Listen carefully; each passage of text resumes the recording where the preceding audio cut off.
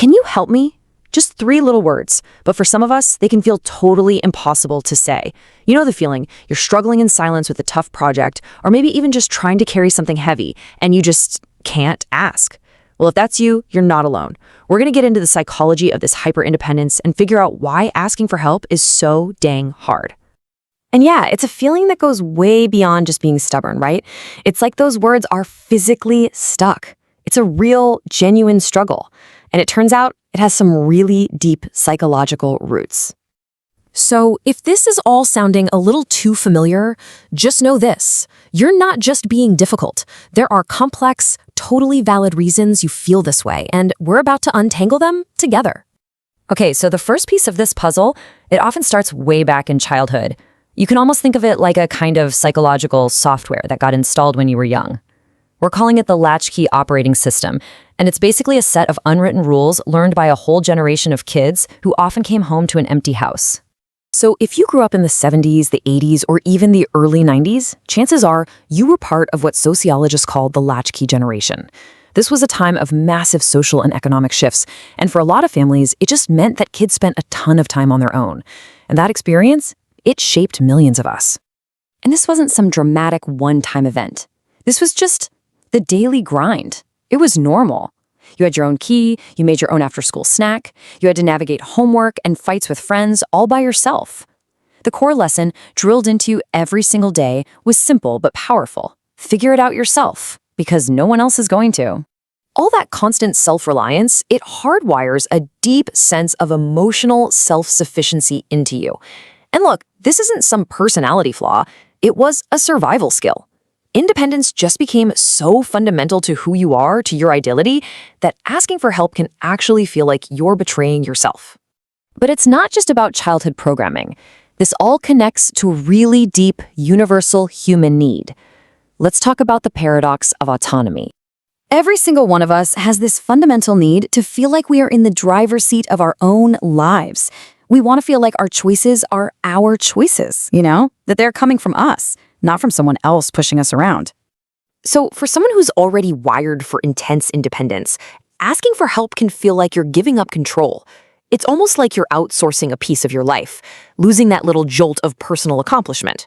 You might even prefer a life where you feel like you owe nothing to anyone, because honestly, that just feels safer.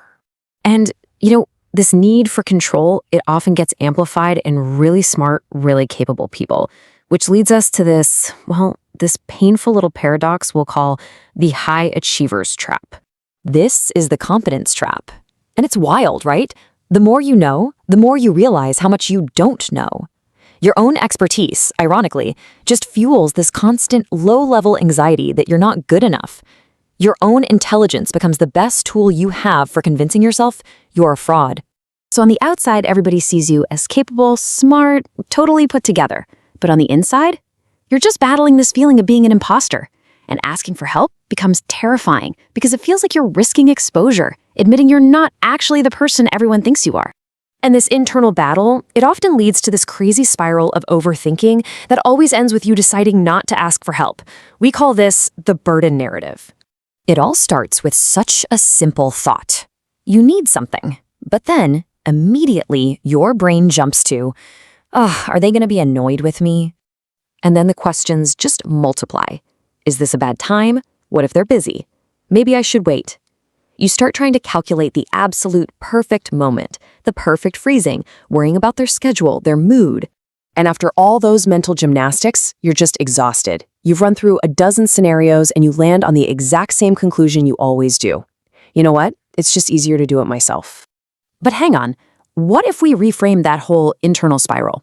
You're running all these simulations in your head, not just because you're anxious, but because you have this deep sense of empathy. You're trying so hard not to be a burden that your empathy just goes into complete overdrive. It's a beautiful quality, really. It just doesn't have an off switch. So how do we break this cycle? It actually requires a huge shift in how we see the very act of asking for help. It's not about failure, it's about what we'll call an act of authorship.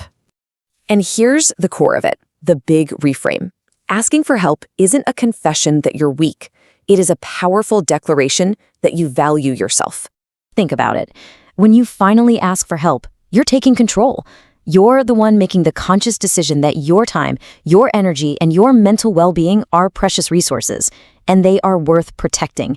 You are putting yourself first. So I'll just leave you with this question to think about. That deep-seated need to handle everything all by yourself, that was a skill you learned to survive. But what if you could learn that you don't have to live in a world where you're the only person who has your back? What would that feel like?